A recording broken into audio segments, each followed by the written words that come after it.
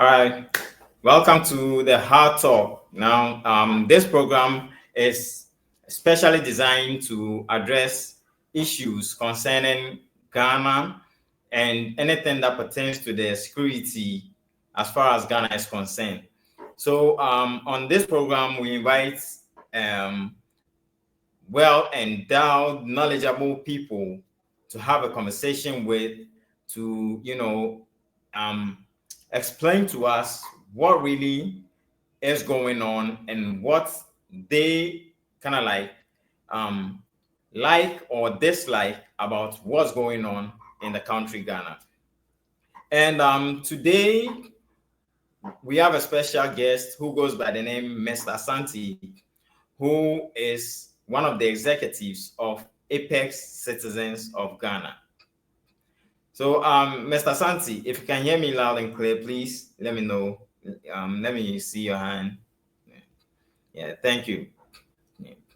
So, if you are a new viewer, please subscribe to the channel, like, share the video, and please, you can, put your thoughts in the comment section, and we'll reply, as soon as we see your, comments. So, first of all, we're gonna start with something I saw, but before that, please, Mr. Santi, I don't know if you would like to say something to the audience before we start the whole thing. Well, okay. My name, as you rightly said, is Asante. I'm a Ghanaian, a true Ghanaian, and I live in Germany. So I'm actually privileged or honored to be invited to your program today. And thank you very much. Greet all your viewers. Thank you. Well, like I said, Mr. Asante is one of the executives of Apex Citizens of Ghana. And the first issue we're going to talk about has to do with Apex Citizens of Ghana. That's why I had to bring it in for you to understand we are talking to the right person. So, just about 2 or 3 days ago, we woke up to a news whereby a delegation was sent from Apex Citizens of Ghana to the National House of Chiefs to present a petition to the National House of Chiefs. I don't know if that's right. Yeah, it's right. Okay.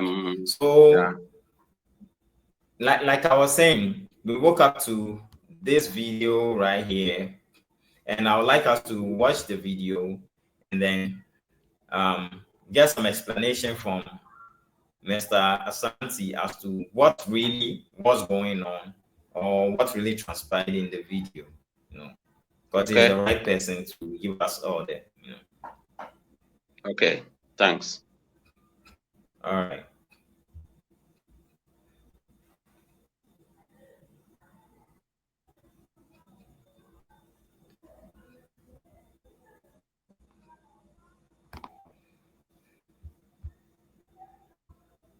Now, one can maybe one that came on a shim. One more a pressure group, a show book from Apex Citizens of Ghana. Na one more attractor, Eddie Akoma, Nananum, Beja, a woman, National House of Chiefs, say, Wamunya Shamu, Enfa, Nigeria Nibia, what friend or Chukudi, His Royal Majesty Chukudi, just when Nigeria him pon a woman, and yet Nigeria for Hunua. Oga kwatakata eka lo eka agbo eze mo na eze ba bia wudi amano sentade akese atwa wiem frede wo mo so mo hwa sese kura de nanano mo ewo mai mu ekuo age no atomu a ya gizete no den National House of Chiefs wo mo konhyiemu a wo ka ho ebi na wo mo sesabi obi ntimi firi ni mamu emaji obi man mo so kaji ensa mepempa mantade antwe mo fredo mo nyinachi se choboye mo so me na mo ntam chiriye ensimi so yeah person is stopping from sa festivals or Yoruba this coming September and the way I portray the music or the king of the Igbos. King was so king, no. Kings that we know in this country, they've all been gazetted here. National House of Chiefs. Your one more paramount chiefs. I saw myself. The bit say Otu for Sante, Yagbon Wura, Mampusi. Oh, you some traditional rulers, some more paramount chiefs. I saw myself. And the all paramount chiefs and Kassan, the all sub chiefs. It will also all your king. Or met today, but no share Nasi and us, maybe a Nasi free, a Ghana, a money king in Ghana. Policy or go to the traditional. Say I him for no who see I him for in what ways. So on Baba Shana say I saw out of allegiance and yes, no, now you king. What I say now who came from a different tribe in a foreign land, foreign country. Also you king or her. Or see if you any petitions yeah more be man before you go in fact. Who you king where and yet a drew baby can hear your perceive in a pocket. Now ya who and swing by you so ma edipa for air. But how your representatives of Nigeria? Upon Nigeria is here. Nigerians say back and also social media. One tire survey, 3 countries and Nigeria focus on almost say Ghana, Canada, UK. Canada, US account, but Donald Trump, near man or Yama as a woman. Almost good one will be a person of Ghana. Now look at Nigeria's population, which is over 200 million. It's the infant say a move 10 million books of Ghana, a bit near Swam, and no super billions or more dead, dear Oklahoma. And he is a quarter wasam na.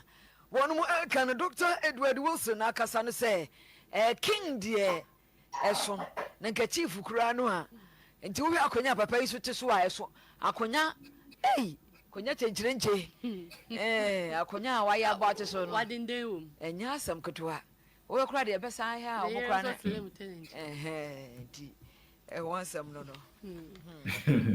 Mansell si obi sorry say ade bi ekoso. Okay, Mr. Santi. Okay.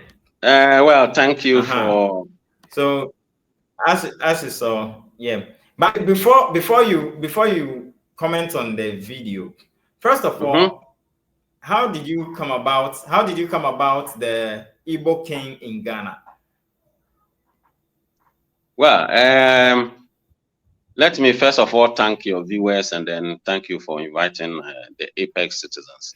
Now I would like to talk a little bit about this Apex group, which the news reader or the journalist rightly said we are a pressure group. Actually, this group was formed somewhere last year.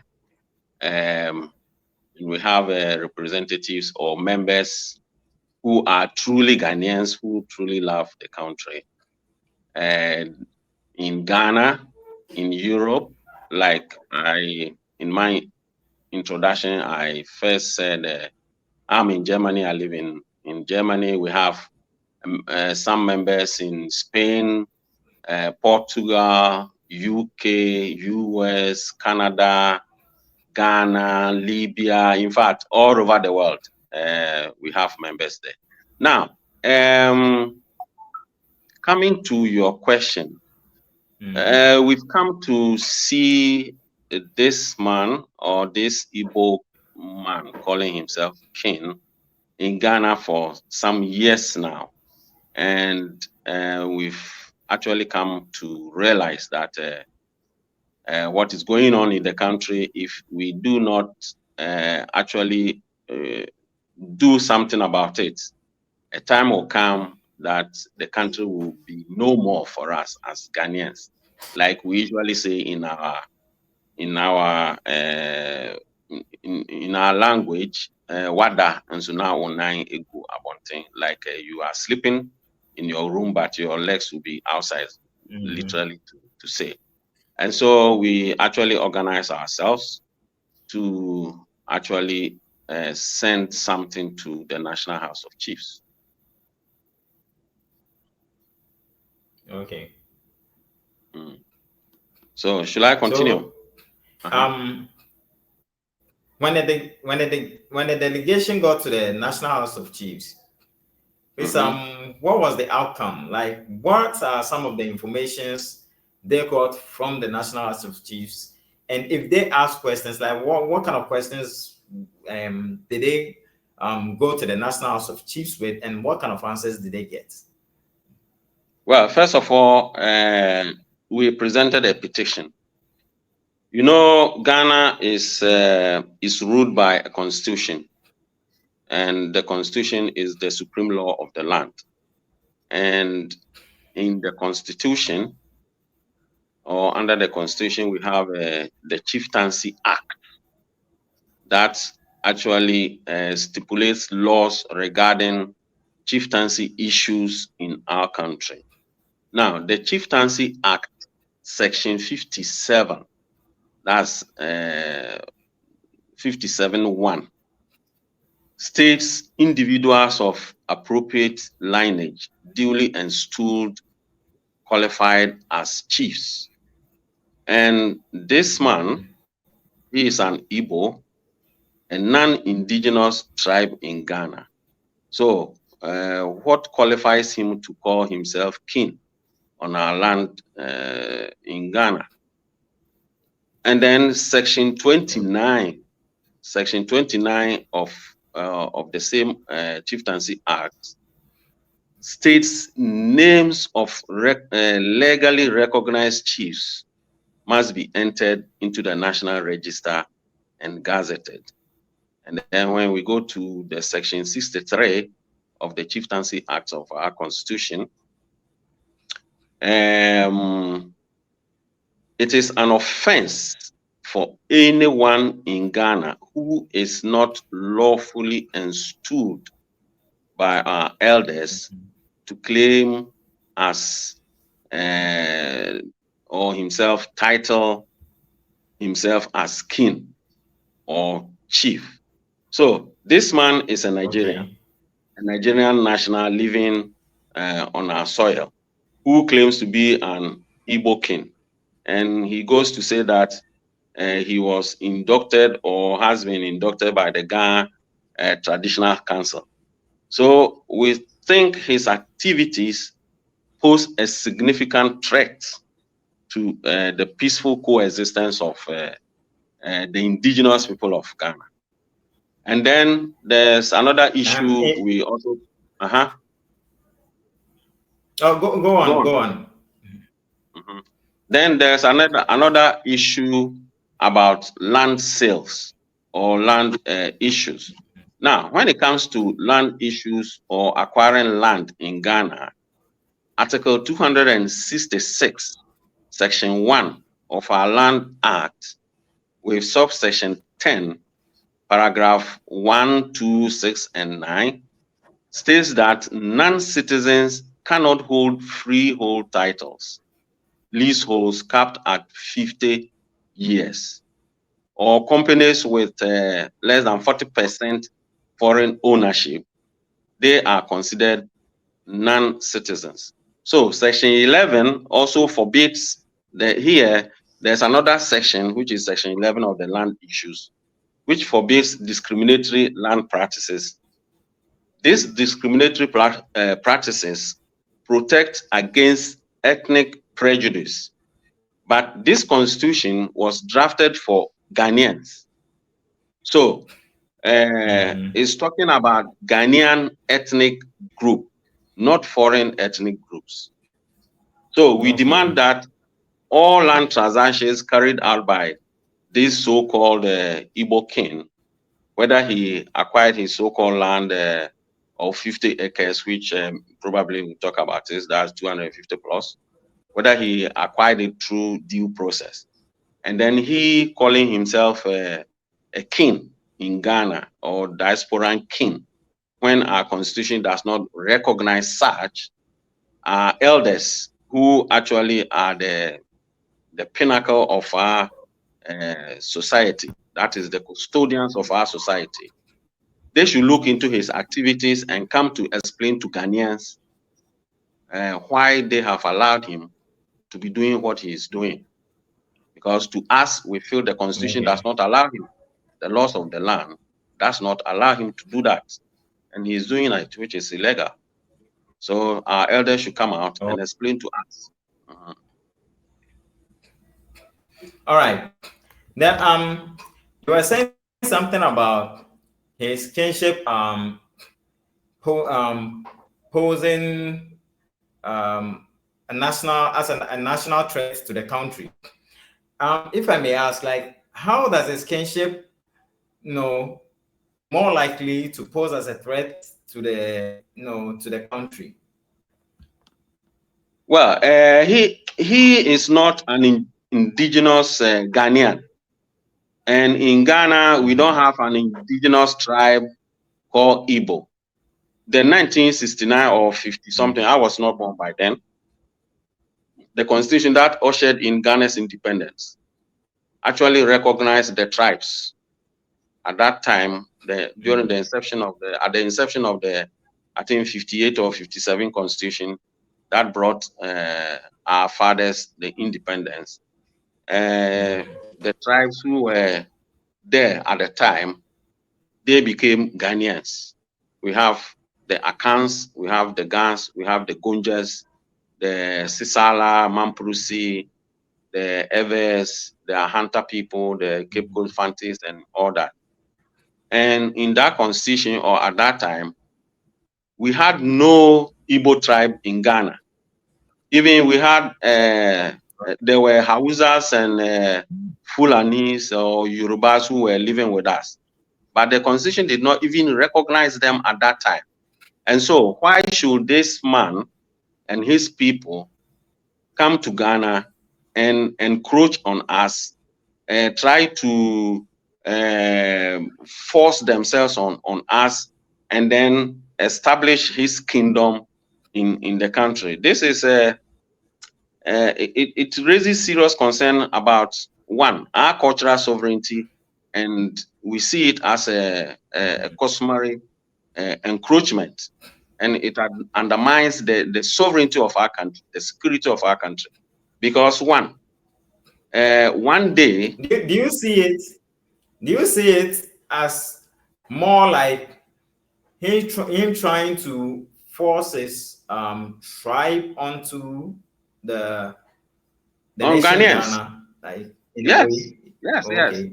yes. So meaning you can call it forced integration. If forced integration, yeah, forced integration. We know Igbos are from Nigeria, and so why don't they go there, establish their kingdom, and then do whatever they want to do? If they want to come and live with us, if they are legally accepted and they want to live amongst us, fine, they can come and live. But to come and establish a kingdom and then say they want to promote their Igbo culture in Ghana, where in the world can you see something like that? It's not acceptable. And I'll call on all Ghanaians to actually rise up and demand answers from our elders. The constitution, first of all, prohibits a foreigner to come to our land and claim himself as king, and he is doing that. You see, and he says the Ga people, the Ga Traditional Council, inducted him, and he even said he is what? How do you call it? He says the Igbo Kingdom in Ghana and himself were inducted into the Ga Traditional Council in 2014, and his kingship is the only diaspora kingdom to be honored in the history of Ghana. Then he goes on to say he's recognized by the ministry. Meaning he's more or less like trying to form a kingdom in a foreign land. Kingdom, yes, a kingdom in Ghana. Because he says his chieftaincy is his kingdom is recognized by the Ministry of Chieftaincy and Religious Affairs in Ghana. Why? Our laws doesn't permit a foreign. That is there. I don't know how to even describe it. This is not done under our laws. Our constitution does not permit that. It only permits indigenous. Well, if somebody wants to be a leader of his people, then it's okay. But even we have the Nigerian embassy in Ghana. What is the Nigerian embassy doing? They are supposed to take the welfare of Nigerians. the whole Nigerians, the Fulanis, Yorubas, whatever, all the tribes, if there are any living in Ghana. It is the duty of the Nigerian embassy to take care of the welfare of their citizens living in Ghana. And so why should this man alone be given this chance to take care of Igbo people? So probably when we go further, we will discuss about his building of this his kingdom and other things. But why should this man be given that kind of attention by our leaders and our elders to be promoting this a tribe in Ghana, a section, no, this tribe in Nigeria, in Ghana? It's unacceptable. It's unacceptable. It's going to bring civil war in Ghana in the near future, because one, some Ghanaians are not comfortable with what he is doing. Some tribes are not comfortable with it, and some tribes, let's say, will accept him in future. And so the indigenous Ghanaians who are not in favor of what he is doing or in favor of his kingdom in Ghana, they are going to rise up against him one day, and those who are in favor of him may come out to defend him. So what is going to happen? A civil strife, civil war in Ghana is going to come, because personally, I'm not comfortable with living with people like that. I'm not comfortable with it. And I know millions of Ghanaians from different parts of the country are not comfortable with what this man is doing and his people, with his people promoting their culture. Why? Why should we allow such a thing on our soil? It's unacceptable. Yeah.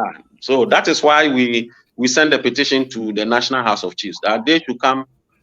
They are the custodians of our culture, and they know the chieftaincy issue. So they should come out and explain to Ghanaians why they have allowed him to be doing what he's doing, because we see it as an affront.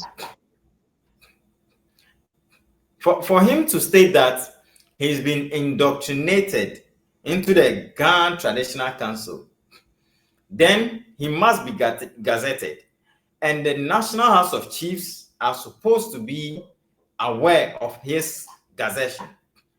Please, if I may ask, did the Apex Citizens of Ghana delegation that was sent to the National House of Chiefs inquire about his gazette, if it is like legitimate, or if it's legitimate, or is there any findings that came contrary to what he was saying? Well, he's not been gazetted at the national level, the national, the chieftaincy, the National House of Chiefs. And so, if he's not been gazetted as a king in Ghana, why call himself a king? I don't know how the Gans inducted him, but and I don't know what title they gave to him, and what actually prompted the Ghana Traditional Council to do that, when they should know that the law does not permit him or permit them to do that. And so at the national level, he's not recognized, he's not gazetted as a king, and his kingdom is not known in Ghana at the national level. And so our elders should come out to tell us why they are quiet and they have allowed him to be doing that, pouring libation on our soil and calling his foreign gods on our soil. It is only our traditional, how do you call it? The traditional priests, let's put it that way, who has the right to be doing that in Ghana on our soil. No sovereign nation or no foreign entity has the right to be doing that on our soil. This is an abomination, and it's an affront and encroachment to our ways of life and our customary rights and our customs. And it goes on to even undermine the sovereignty of our country, because this man invites thousands of, he's been the source of the influx of Nigerians into the country. And these people are bringing crimes and all sorts of ill acts into our society, which is making the Ghanaian society, the ordinary Ghanaian, feel very uncomfortable to live with them. And we can't live it with them. You see, Nigeria has a population of over 250 million. And so if 30 million of them should come to settle in Ghana, what is going to happen? There are no jobs in the country. And so what are they coming to do? What are they coming to do in the country? Now, if we go to the land issues, as we said, Ghana, if you take the how do you call it, the superficial area of Ghana, in Italian we say superficial, that is the land mass. Ghana is 200, and I continue saying this, Ghana is 239,567 kilometers squared, or 32,497 square meters. Now, Ghanaians, let's say the population is about 32 million. If we divide the land among the indigenous Ghanaians, everybody is going to get something like 7.4 meters squared, not even 7.4 kilometers squared, but 7.4 meters squared. And so if we have Nigerians, about 20 million Nigerians coming to Ghana, then where are we going to live? Where are we going to even cultivate our crops? And the country will be so choked and overpopulated. And history has shown us, or has taught us, that overpopulation always causes civil strife, unrest, and civil war. And so why should we sit down for the inevitable to happen? I don't know if I should continue on that, or you have something to say. So you understand what I'm trying to, the picture I'm trying to paint here. Yeah. Yeah, I get you. But in one of his videos, I came across him addressing, I think it was a festival or so, like he'd been hosting a festival, like having a festival here in Ghana called the Yam Festival. And he was actually like inviting Nigerians all over the world. I was trying to load the video, but I couldn't get it loaded on time. Yeah, inviting Nigerians all over the world to come and attend to the Igbo festival. And I was thinking, if there is a festival like that, which should call upon all Nigerians across the globe, to me, I think the right thing to do is for them to be called on their land for homecoming. I don't know if you get me.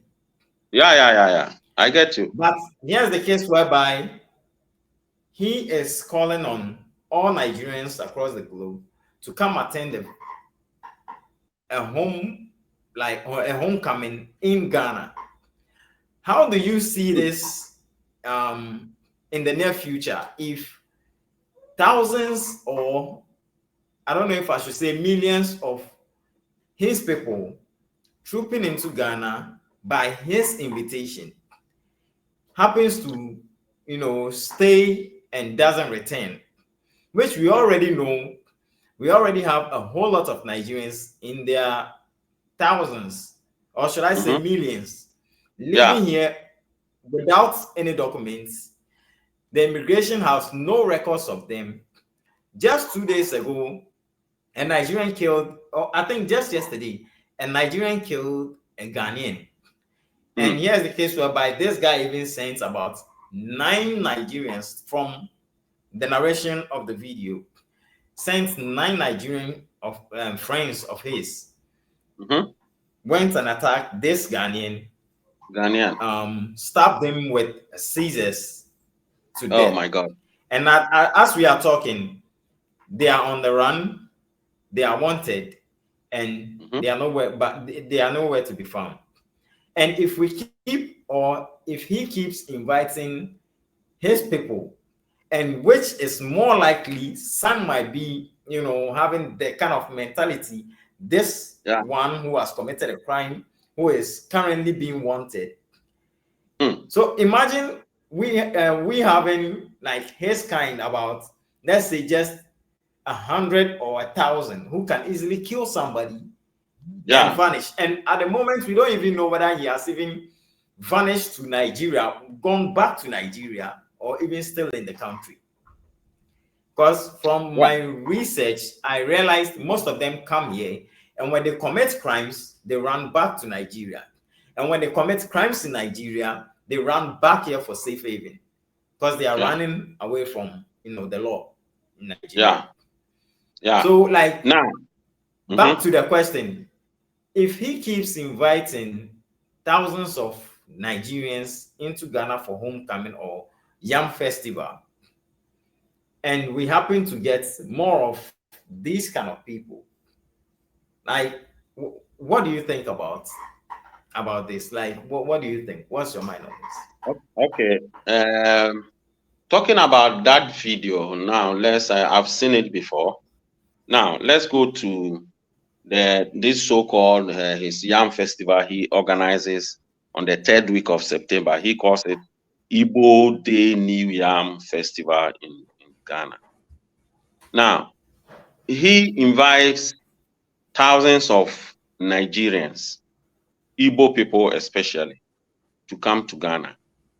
And I heard him once saying, in his own words, he said he wants to create, or he has acquired an Igbo 50 acres of land on the Ningo Pram on the Aflao Road, where he wants to build an Igbo village and create streets there that will bear the names of past Igbo leaders and some Nigerians.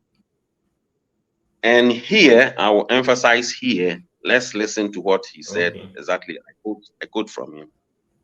And he said, and from there, the Igbos will expand. From there, the Igbos will expand. This statement, he made it. I heard it from his own mouth. Now, the Igbos will expand to where? Now, if we cast our mind back to the 60s or 70s or something like that, I think I was very young. We know of the Biafra War that the Igbos brought to Nigeria. And this man, the reason why we say his activities is a threat to Ghanaian society is that this man himself, when he was interviewed by Black Rasta sometime, Black Rasta asked him whether they still want their freedom, that is the Biafra freedom. In his answer to the question that Black Rasta posed to him, he said if the Igbos will get their freedom, he would like it, but through dialogue and not through violence. Now, no one on earth will come to tell you that I want to take the gun and then go and fight for my freedom. Because he knows that when he says that, people will become alarmed. But if underneath they are preparing something of that sort, because we know not too far long ago, at the Achimota forest, the police arrested some Biafra or Igbos who were training with guns and other things, and the police arrested them at the Achimota forest, not too far away from there.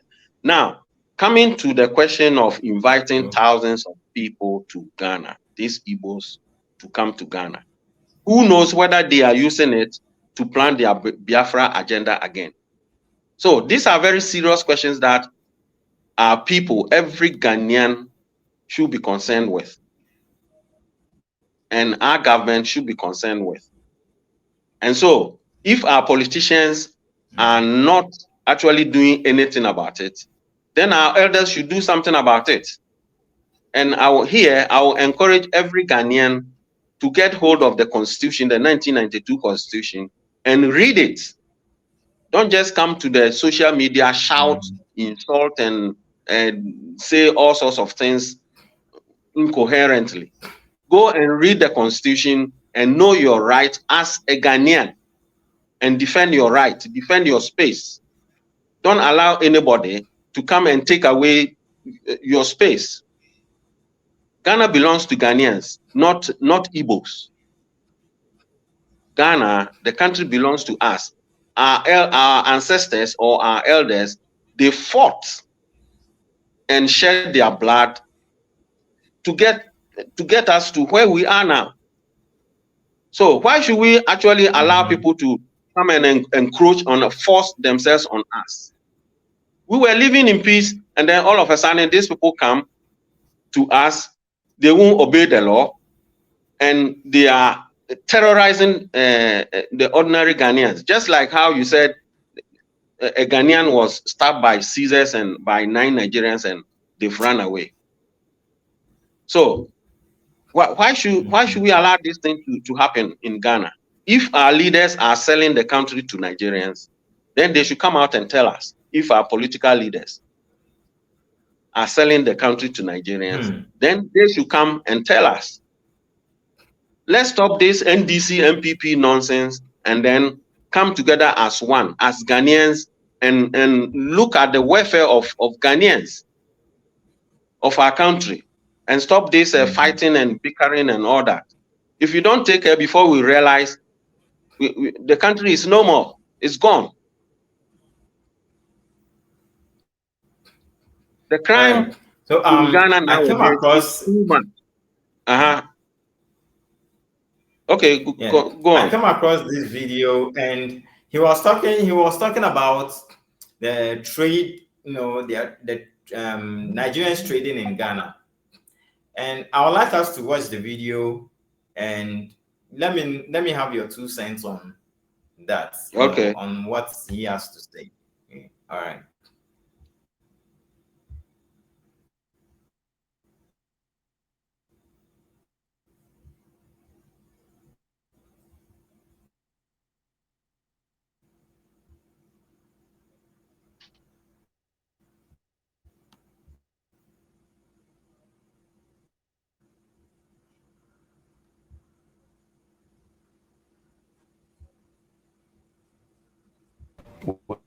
Willinty, yeah. So we are close to so many of them, both queen mothers are very close to them, and Ghanaian traditional institution are doing this. Those that are not capable enough are hustling to survive. Some of them, maybe their shop is not even valued up to $5,000, $10,000. Where on earth can they raise such money? Those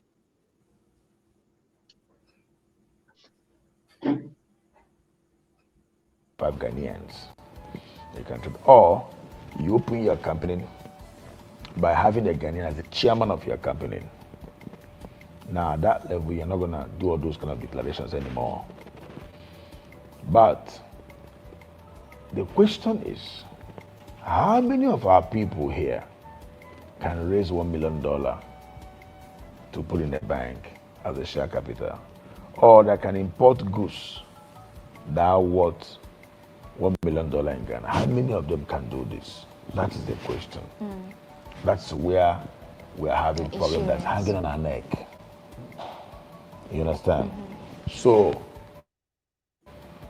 those that are capable enough are doing this. Those that are not capable enough are hustling to survive. Some of them, maybe their shop is not even valued up to $5,000, $10,000. Where on earth can they raise such money? The other way around, those also have Ghanaians as the chairman of their company, they're also flourishing. So, but remember that a little drop of water makes a mighty ocean. Most of the people that are well to do right now that have those documentation started from somewhere and they grow up to a certain stage where they are now today, that they are dwelling at that level of having all these documents. So I always tell the government of Ghana and the Ghana Trade Union to tamper justice with mercy by looking at we Nigerians that we are brothers and sisters. As we are trying to survive here, Ghanaians are also somewhere trying to survive. When we look at all these areas, we can see the way to accommodate ourselves. And when the shops of these people are locked, it affects their feeding, house rent, light bills, water bills, children education, and their health. Because if the shops are locked and the business in there are locked, let's for instance, how can the father take that child or that woman to hospital? Maybe the children are hungry, crying for food. But there's goods in the daddy's shop.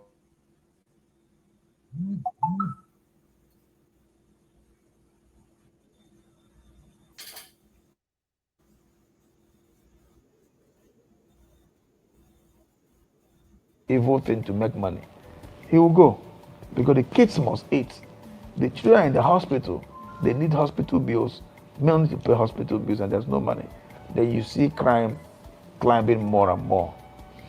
But when out of mercy and they allow them to trade, that occupies their mind. Every trader is thinking how to sell his goods, how to get credit from wholesalers to put in shop, make money, make a return, and send back. Thinking on where to sell their goods. They're not thinking anything evil. They go to work in the morning, come back in the evening, they are tired, they are sleeping, wake up in the morning, go to work.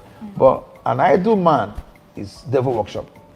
When they sit one place and there's hunger at home, there's no food, people are sick, their minds start, going to different direction. So, and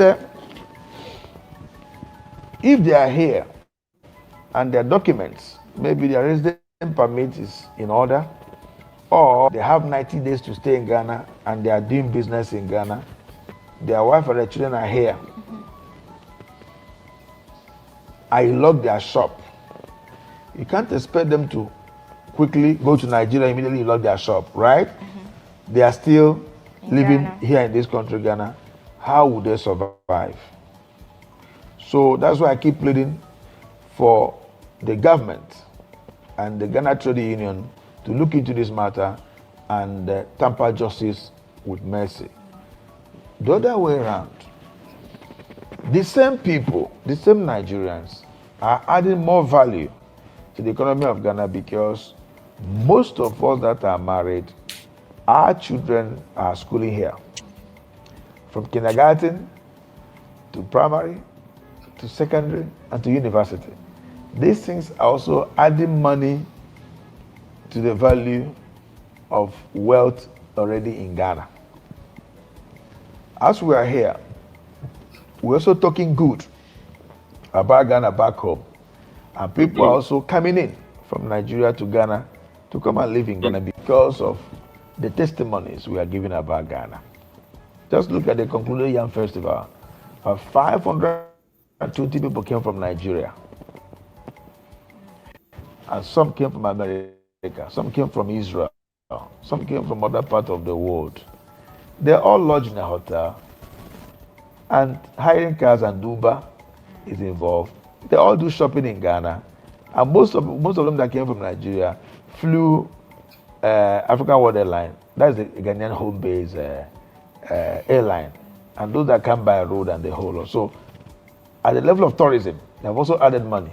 Many of them went to Almina Castle to see Almina Castle. They also pay money to go there. They buy petrol to that way, hiring cars and all that. So the same traders, as we live here, we promote the goodness of Ghana to Nigeria and attract people in. So I am not saying that Nigerians are right fighting over Ghanaians to open their shops for them. But I'm pleading that they should temper justice with mercy. Every country, a sovereign nation, they have their own rules and regulations, bylaws, and constitution that rules the land. So based on the laws of this land, Ghana, that prohibits foreigners not to trade, we cannot persuade them, no. Rather, I, as a king of my people, I am pleading for government to temper justice with mercy and Ghana Trade Union to see us as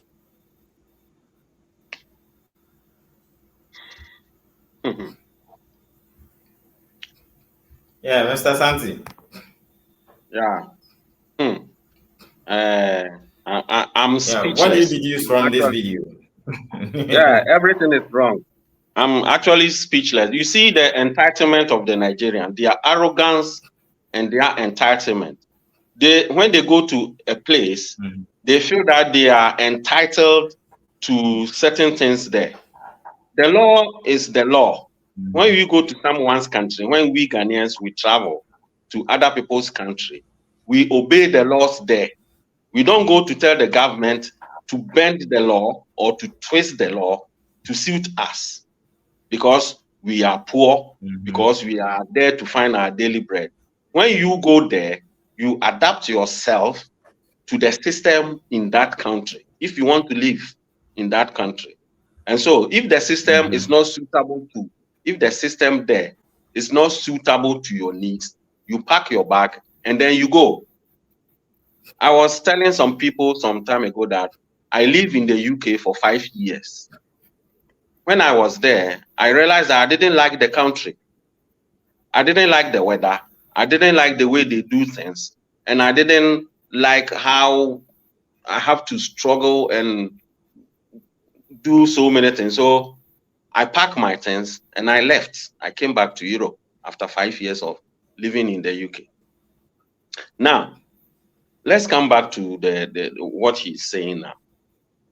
If the Ghana government says every foreigner who wants to come and invest in Ghana must have $1 million, why should Nigerians be having a different law? That was what I was thinking about, because the law isn't meant for Nigerians. It's meant for foreigners. It's Kenyans, meant for foreigners, Ugandans, South Africans, Chinese, everybody who wants to come and every foreigner here. So yes, everybody who wants to come and invest.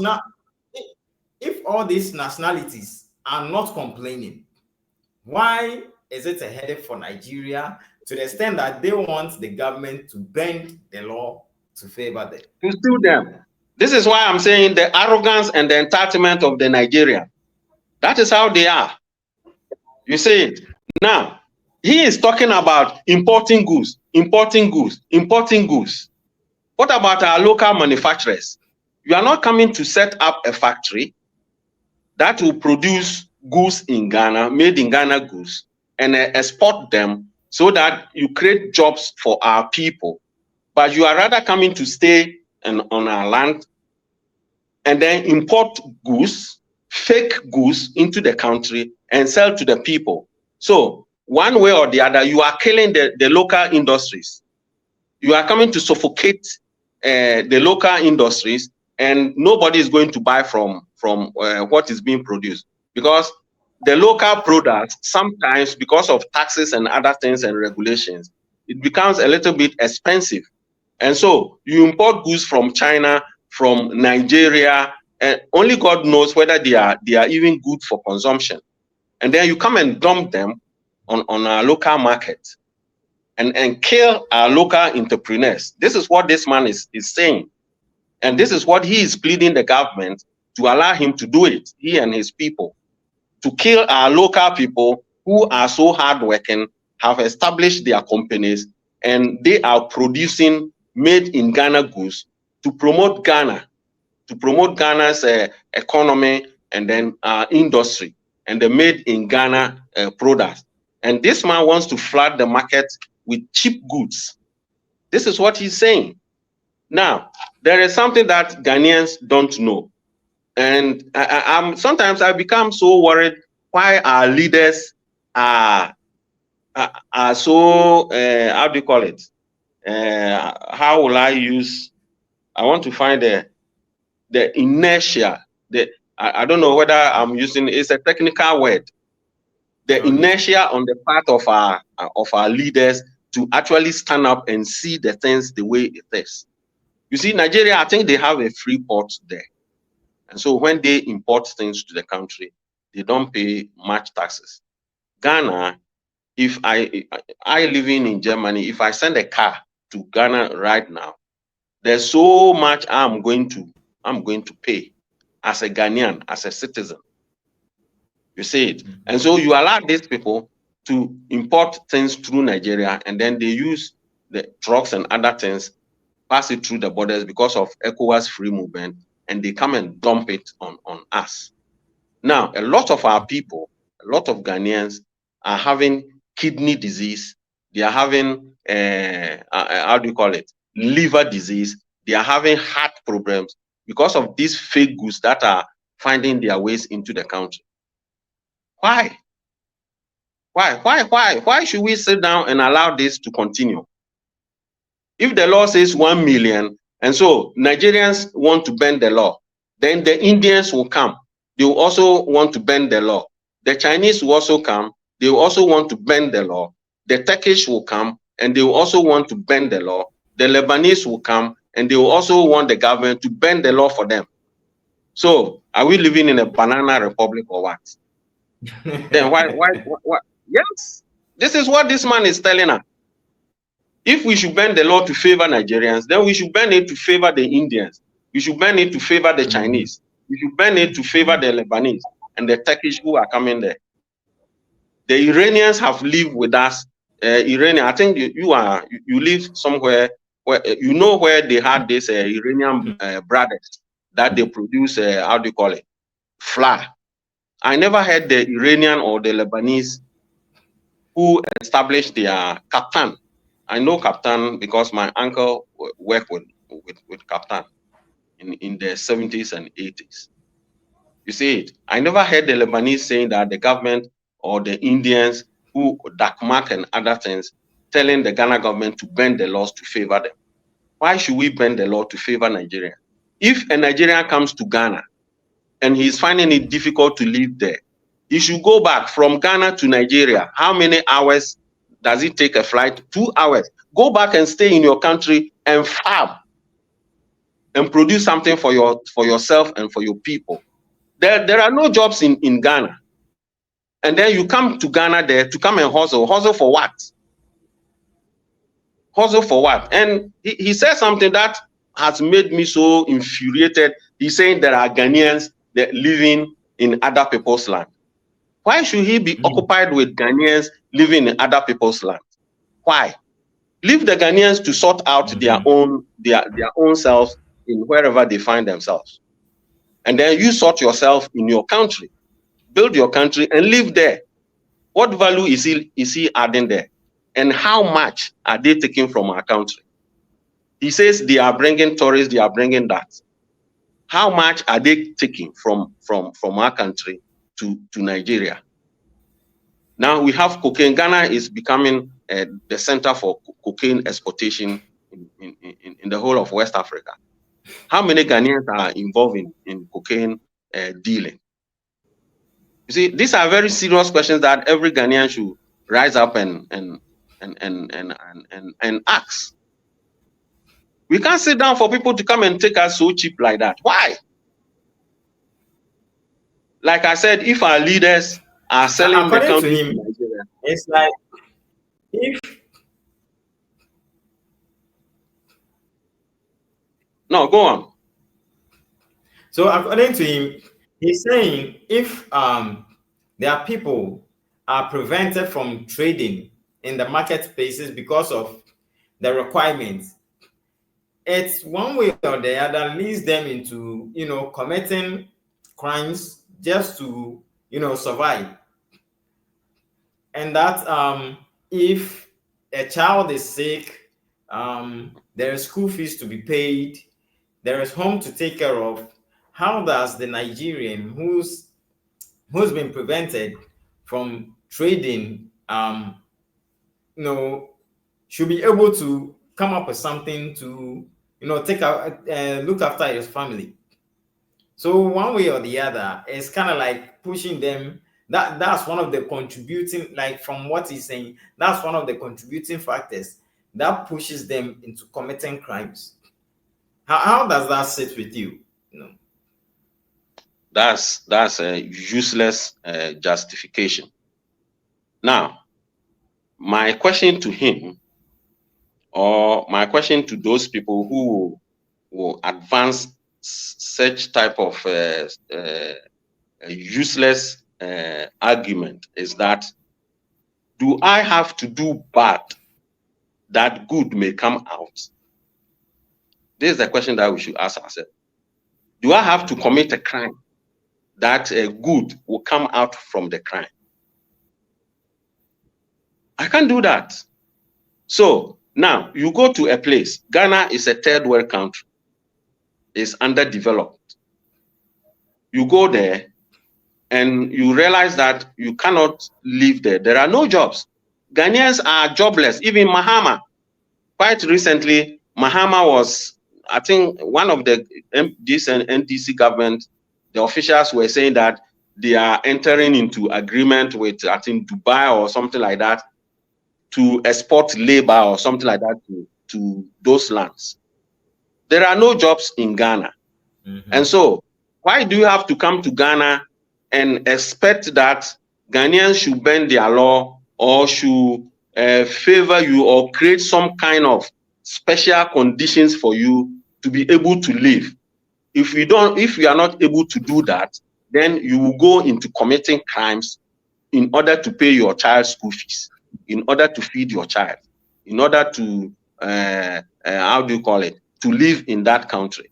Why don't you live in your country and do your crime there?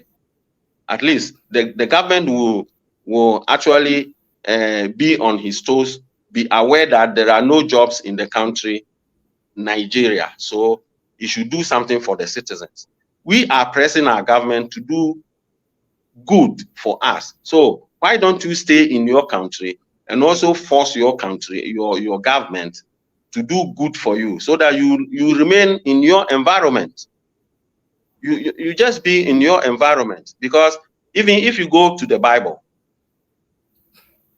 the scripture says God created us and gave everybody where he should live and set boundaries for every tribe and every nation. And so we black people, our place is in Africa. And he set the boundary that the Europeans, they have their boundaries. They have where they should stay. And so when you come to Africa, the Nigerians, they have their place. And we Ghanaians, we have our place. People used to say, oh, before the white man came, we had no borders in Africa and we were all one. Who told them this? This is a complete liar. Those who are saying this, they don't know history. Before the white man came, the tribes, they had the tribal kingdoms there. The Ghana Empire, it was expanded to a certain area. If you go to South Africa, we had the Zulu people who lived on their land and they protected their land there. And so what is this nonsense of there were no boundaries or no borders in Africa? Well, it's true that the white man came and then divided. Some went to this side, like Togo, for example, after the Germans left, when the Germans left, lost the Second World War. Togo was divided into two. Part was given to Ghana and part actually was given to the French. Now, we have those borders there.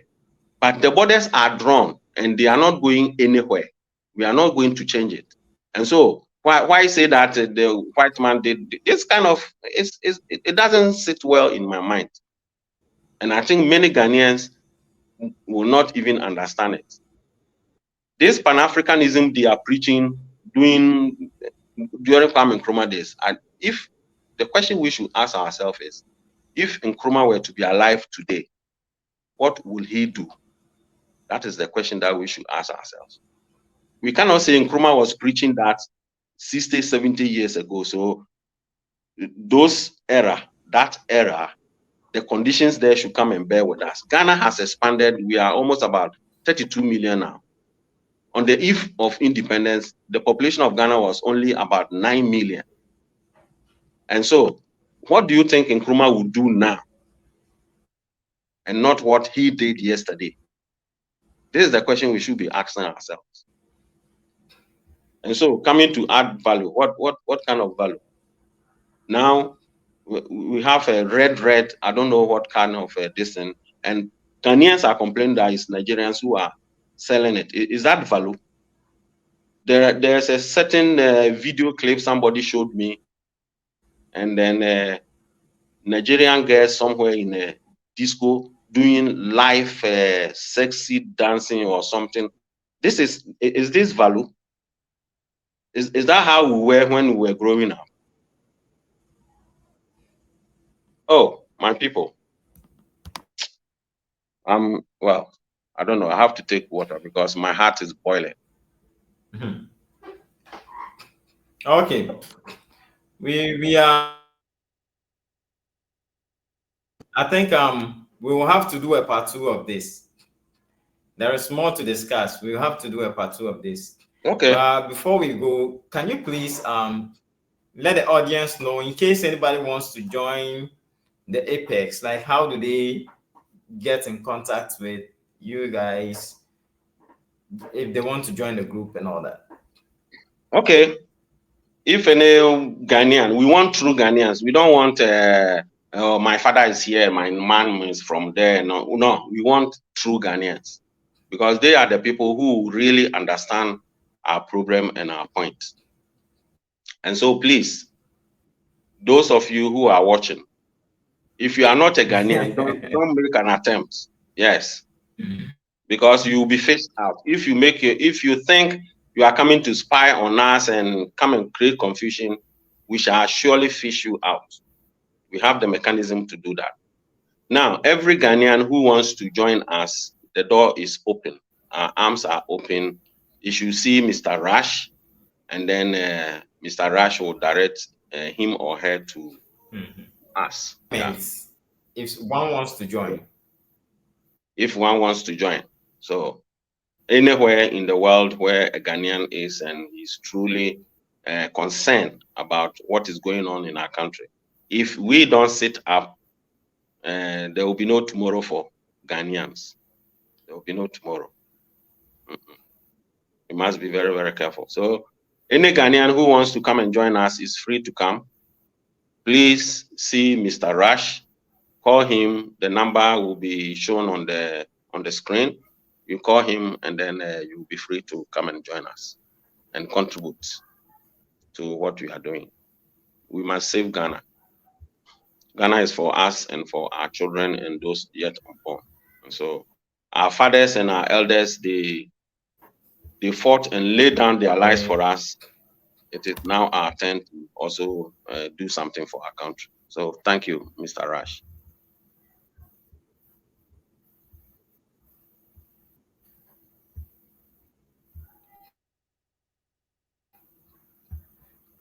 All right. Thank you very much. And thank you. The person can contact the number on the screen. I send a WhatsApp message, and we will take it on from there. So okay, thank you. God bless. Thank you very much, Mr. Santi, and big ups to every Apex citizens of Ghana out there. And okay, I see you guys. You guys are really busy, and that's good. Well, kudos to you guys. we are always busy.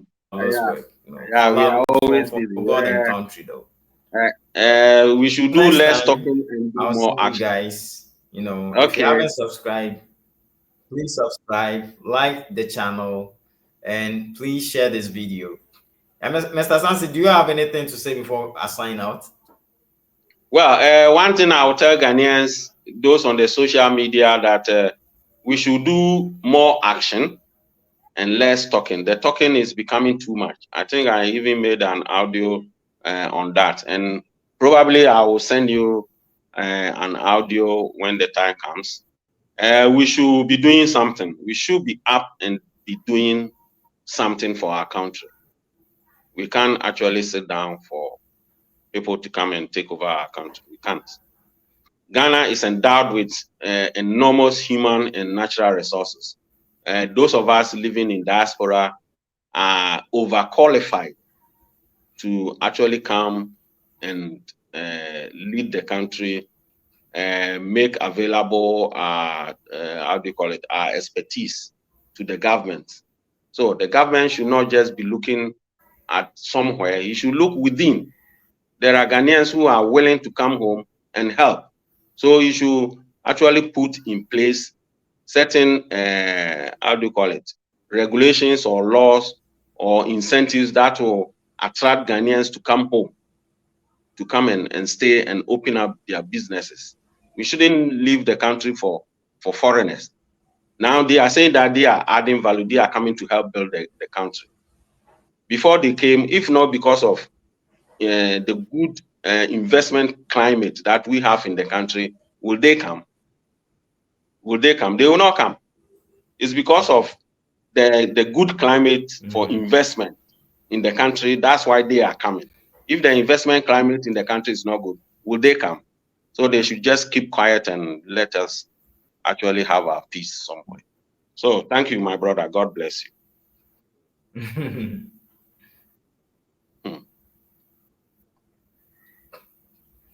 All right. Thank you very much. Okay. And thanks to every viewer out there.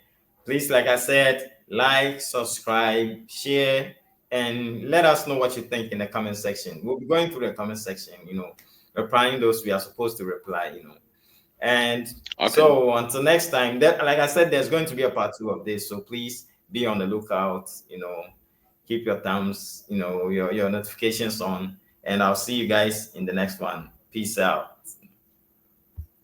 Bye.